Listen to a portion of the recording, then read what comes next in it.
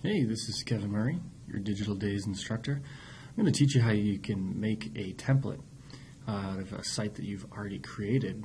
Then you could give that site to your students in order for them to use it as a portfolio. Once you've got your site all laid out, you've got your tabs created, your content is in there, any embedded documents that you'd like to manage and then have changes be seen on the student end are already embedded in. You click here on this little wheel, go down to Manage Site. Once you get to the Manage Site page, scroll down a little bit and you'll see Publish this site as a template. I can click that. It'll ask you for a few things, what you want the name to be. I'm just going to call it Dig Days. You can enter a description. It might help your students find that template when you're actually setting it up with the students. You can choose either of these two ways to show your PSD username and password, and you can click Submit. Description is required, so I will say a wicked good website.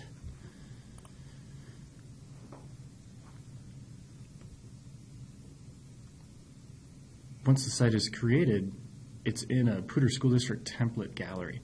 So now students can create their own site, and instead of creating it from the beginning and all from scratch, from blank, from another template, they'll use your template to do that.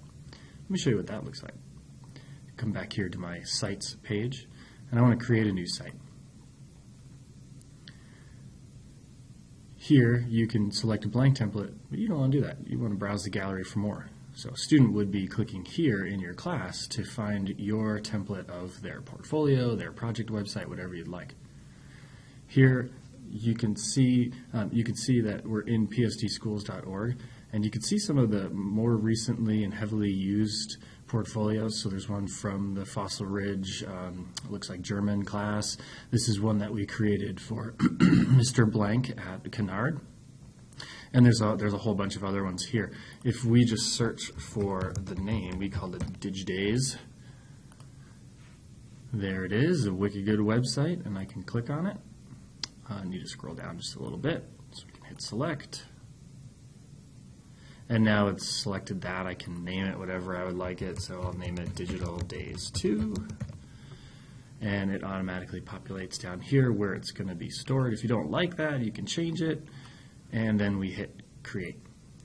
And you'll see when we create this site, it's going to have all the same information as the original site that we created for the class.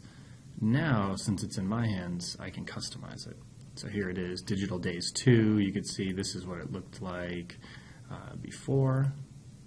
I'll go back there and show that to you. So this is the original site. It's in the template gallery. You can see that here. And here's Digital Days 2 with all that same information. Anything that's embedded in there gets embedded over.